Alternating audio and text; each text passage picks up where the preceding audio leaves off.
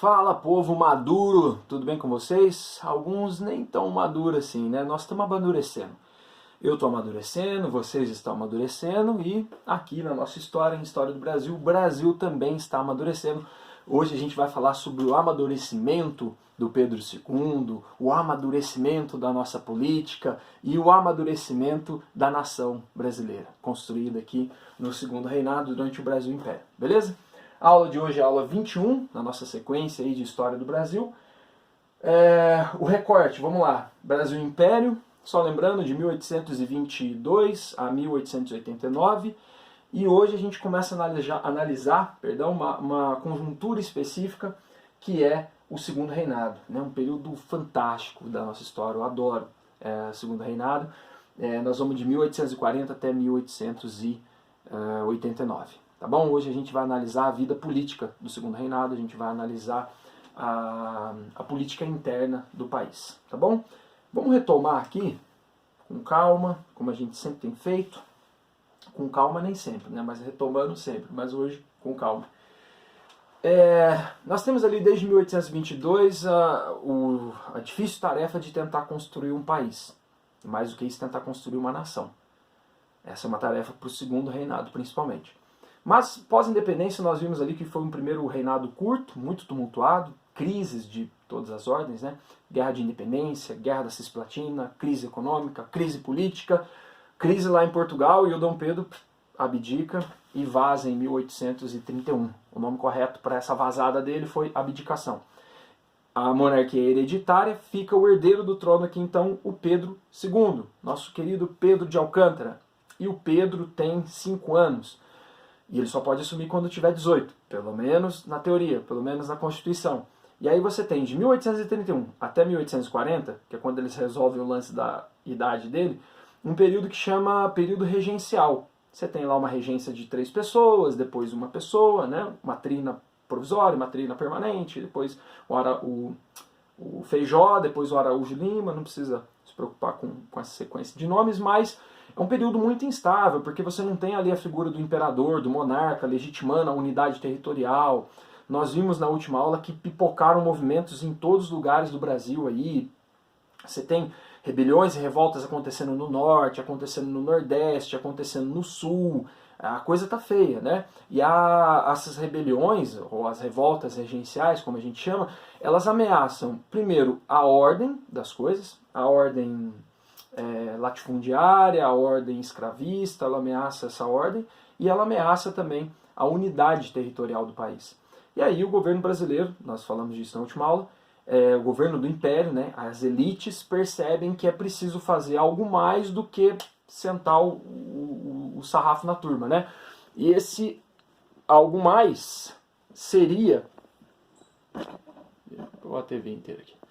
E esse algo mais seria algo simbólico, algo poderoso, como, por exemplo, a maioridade do imperador. Em vez de ser em 1843, como estava previsto na Constituição, isso foi antecipado para 1840. Um golpe, né? Uma manobra ali, um golpe da maioridade, mas que dá a simbologia e a legitimidade necessária ali. Então o nosso rolê está caminhando aqui. O mais importante de tudo isso, até agora, é o seguinte. Você entender que nessa jornada que nós fizemos até agora, de 1822, e estamos aqui em 1840, no golpe da maioridade, surgiu um Estado brasileiro. Um Estado organizado, as instituições, uma Constituição, com todas as particularidades que a gente olhou, mas tem um Estado. Só que nesse Estado e no jogo desse Estado, nos votos, nos cargos, né, nos políticos, na lei, não tem povo ainda. A população tem uma restrição, o voto ele é indireto, ele é censitário, você tem que ter renda para votar, renda para ser eleitor, renda para ser deputado, renda para ser senador.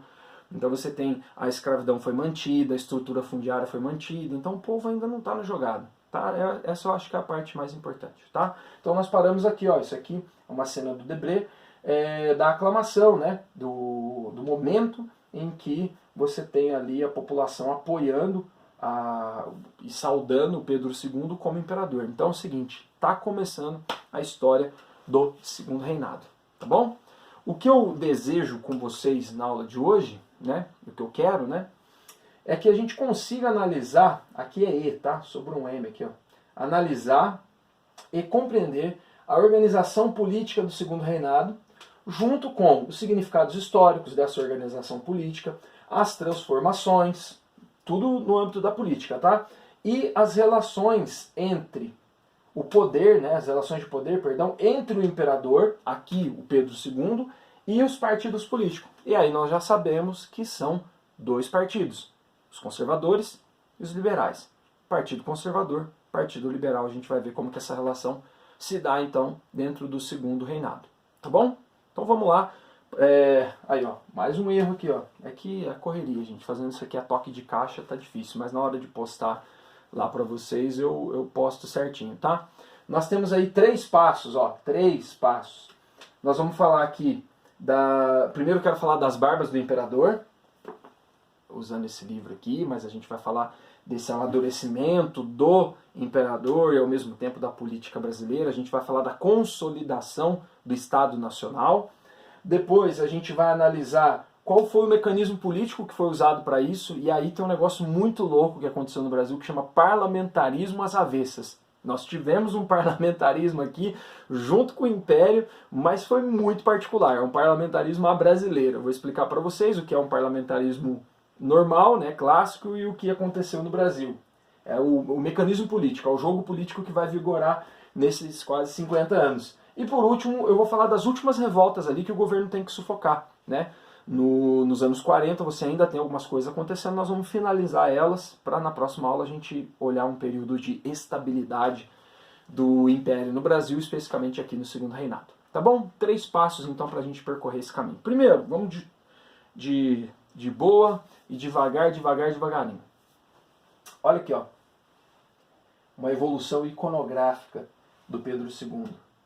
Um menino, né? Um jovem homem, um homem de barba, e aí uma figura imponente, né, de um imperador. Lógico que isso demora um tempo para ser construído. Gente, é o seguinte, a história do Brasil nesse momento, a história do Brasil de um modo geral, ela é apaixonante, eu acho. A história do Brasil é apaixonante. A nossa história é muito louca, a nossa história é muito legal. Mas esse momento específico aqui é um momento muito apaixonante, porque aí a gente começa a se apegar a alguns personagens, algumas pessoas, né? Alguns seres, alguns agentes, alguns atores históricos aí que entram no meio dessa história, e esse é o caso do Pedro II. Tem um livro muito legal, assim, é um clássico, que é As Barbas do Imperador, Dom Pedro II, um monarca nos trópicos, que é da Lilia Schwartz, tá? É uma das leituras que eu estou usando aqui para preparar essa aula, não só essa aula, mas essa análise do Segundo Reinado de um modo geral que a gente está fazendo, porque nesse livro o que ela faz? Ela faz ela constrói uma narrativa da biografia do Pedro II, tem uma pesquisa iconográfica fantástica, com imagens também. Ela constrói uma biografia do imperador e desse ser monarca aqui, o que é diferente de ser monarca na Europa, né? E ela está analisando a monarquia, portanto, aqui no Brasil, fazendo a biografia do Pedro II, e ao mesmo tempo ela faz uma biografia do próprio Império. Pelo menos ela começa lá atrás também, ela vem desde antes do Pedro II, mas ela faz uma monarquia do Império, porque o que a gente percebe é que, ao mesmo tempo que o imperador está amadurecendo, a nação brasileira está amadurecendo também. Nasce e se consolida um monarca, nasce e se consolida uma nação. Sem problemas? Não, com muitos problemas. O imperador tem problemas, a nação também tem problemas. Muitas contradições? Sim, você vai encontrar muitas contradições nesse personagem histórico, né, do Pedro II, e muitas contradições também na nação brasileira. O Brasil, por exemplo, no Segundo Reinado, vocês vão perceber que é um dos primeiros países do mundo a ter fotografia, né, que é uma grande novidade da época, Pedro II apaixonado por fotografia, mas o último país a abolir a escravidão, uma grande contradição. E essa contradição também está na cabeça, na vida do imperador, do Pedro II, e na própria corte, na estrutura monárquica do Brasil. Então é uma análise fantástica, é um livro fabuloso. Depois eu vou falar mais dele aqui, porque tem uma versão dessa em quadrinhos, do Spaca. Bom, vamos lá, é o nome do cara, tá? Do artista. Nós estamos ali no golpe da maioridade, né? O golpe da maioridade é essa cena aqui. Nós temos então uma antecipação da maioridade do imperador, porque o momento era muito instável. Você tinha uma luta ali entre liberais e conservadores. Os liberais tinham praticamente a tutela do Pedro II, mas estavam fora do governo em 1840. Uma forma deles voltarem para o poder era eles anteciparem a maioridade do imperador, inflamando a imprensa, a população e tal, apresentar um projeto para mexer lá na Constituição, ou seja, fazer alguma coisa que não estava prevista, mas os conservadores ao mesmo tempo não conseguem resistir ou não querem resistir a isso. É como se o golpe da maioridade fosse um pacto entre as elites. E esse pacto que é feito entre as elites, esse acordo, né, que é feito, ele mostra que ali era preciso mais do que a força para lidar com essas ideias separatistas ou a fragmentação do império, precisava de algo simbólico. E aí, gente, não tem nada mais simbólico do que o imperador, né? A Lilia Schwartz começa esse livro falando da questão da simbologia da monarquia. Ela dedica um capítulo para falar da preparação da coroação do Pedro II. Então tem que ser um evento, tem que, sabe, a festa, a roupa, a corte, a etiqueta, o cenário, tem que ser tudo muito simbólico, né? Porque é isso que vai segurar e vai sustentar a monarquia. E o Brasil está nesse contexto, né? Mas, ao mesmo tempo, você fala assim, mas por que as elites aceitam então esse acordo? Porque se você mantém o império, mantém a Constituição, mantém a unidade territorial, você mantém a ordem das coisas como elas foram feitas em 1822. E aí a elite vê que isso é um risco menor. Você mantém a ordem com a escravidão, latifúndio e tal, e o imperador iria garantir essa ordem, iria garantir esses privilégios da elite. Ao mesmo tempo, o que o imperador e o império ganham com isso? O poder fica fortalecido. Então é como se fosse uma troca. Vem o imperador e garante a estrutura do jeito que ela é, e essa estrutura do jeito que é ajuda a legitimar o imperador. Um ajuda o outro. Sabe qual é? Então é isso.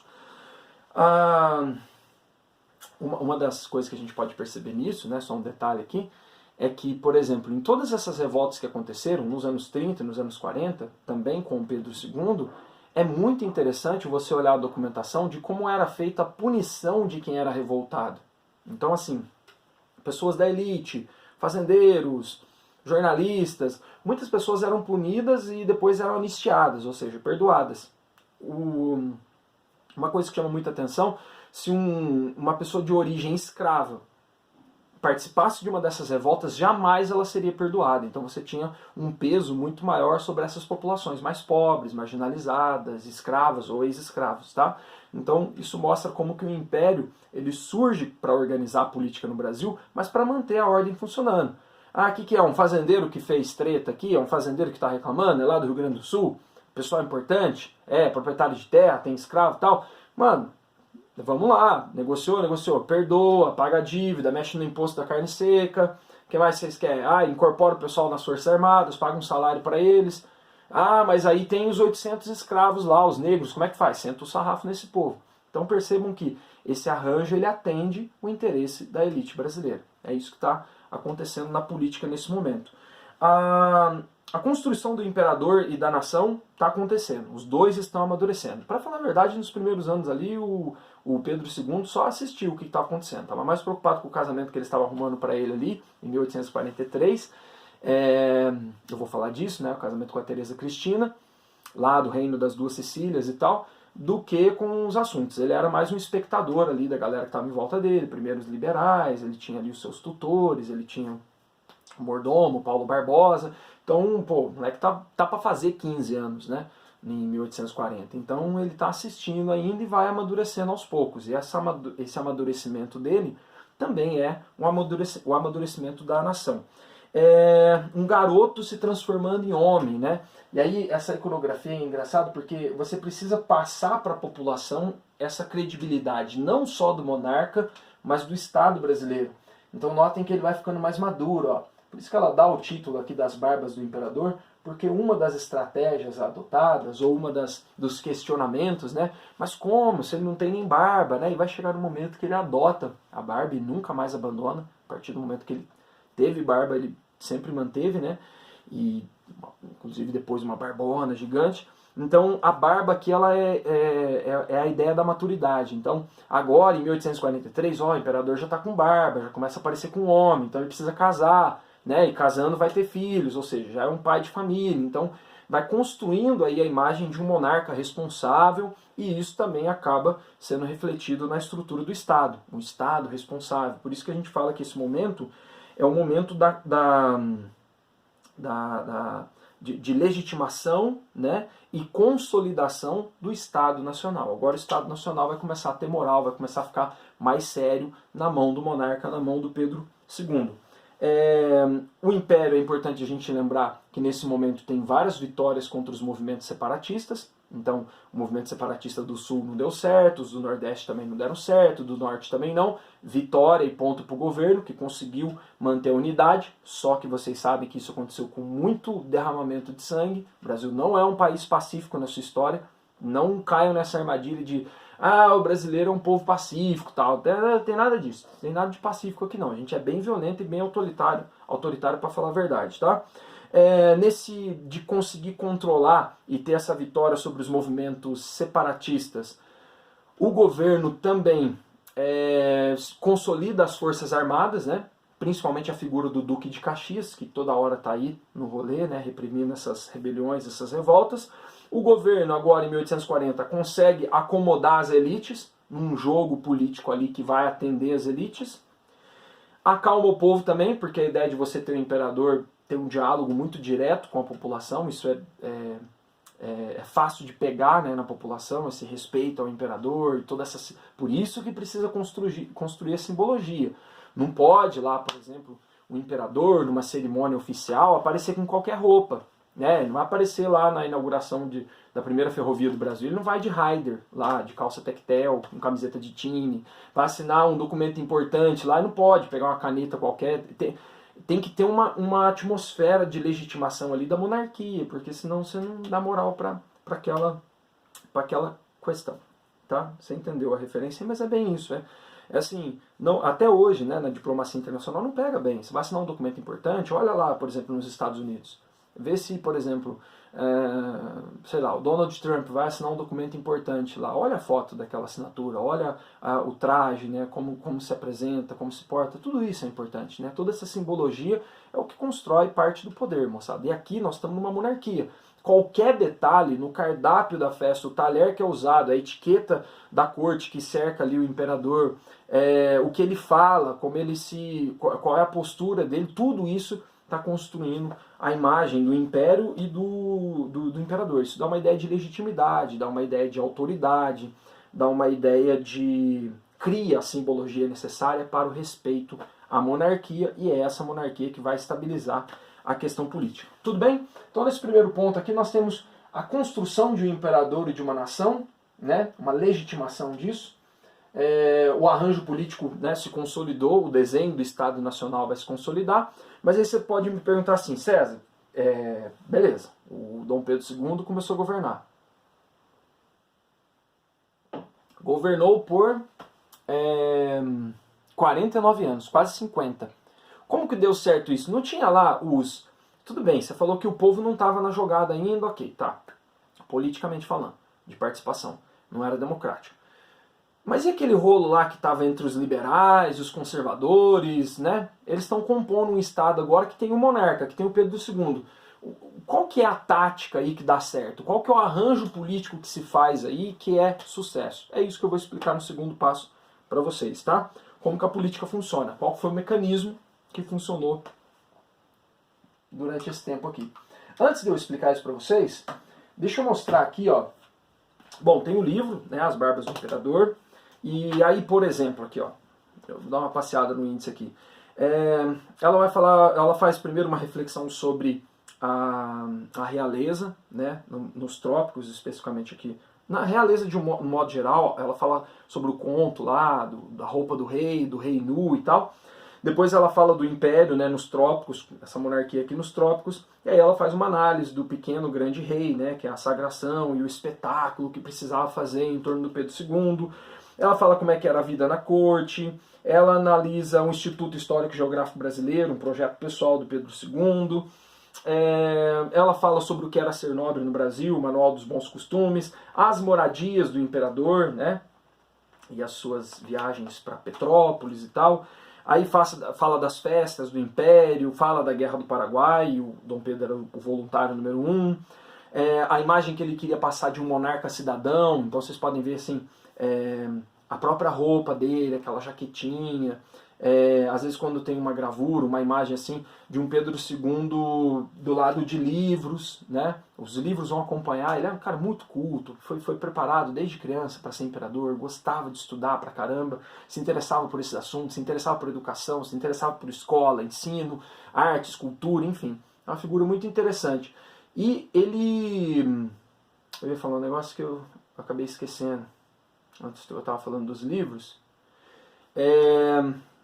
Você pode ver que tem sempre assim, às vezes uma imagem dele, e aí ele está perto de um livro, ou perto de uma constituição, assim, não é um imperador que está com uma postura autoritária na imagem. Ele está assim, ó, eu sou imperador, beleza, mas aqui, ó, onde que eu estou apoiado? Aí vai ver, é a Constituição, eu estou governando conforme a Constituição. Então, assim, um monarca cidadão, né, conforme esse capítulo que ela analisa aqui. E aí ela fala das viagens dele pelo mundo, nas feiras internacionais, a questão da doença, fala sobre a crise ali do fim da monarquia e vai até o exílio dele. É muito bonita a história dele, muito, muito interessante. E aí saiu uma versão mais voltada para o ensino médio, que é uma versão em quadrinhos. Que é aqui uma parceria da Lilia Schwartz com o Spaca. E é muito legal, cara. Eu não tenho essa versão, tenho ela em PDF só. Mas ela é uma versão muito legal. Lógico que não tem o texto integral ali, você tem uma visualização dos principais momentos da vida do imperador e da história do Brasil, tá? E aqui eu coloquei uma foto da família, ó. Olha que legal. A Teresa Cristina, a Princesa Isabel, o Conde D, marido da Princesa Isabel. Aqui, gente, ó, as duas cidades que tem ali no Rio de Janeiro, homenageando os dois, ó, Petrópolis, a cidade do Pedro, eles tinham residência lá e passavam muito tempo em Petrópolis, e uma cidade homenageando a Imperatriz Teresópolis, ali na Serra, no Rio de Janeiro, tá bom? Então fica isso aí. Eu vou dar uma pausa no vídeo aqui para a gente fazer a segunda parte com o passo 2 do parlamentarismo às avessas e o passo 3, que são as revoltas na sequência. Obrigado!